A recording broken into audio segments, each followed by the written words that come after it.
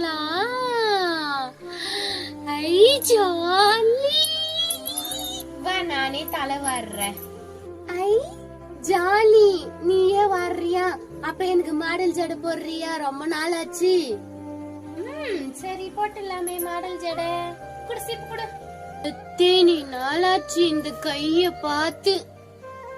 நல்லா இருக்குதா தலை?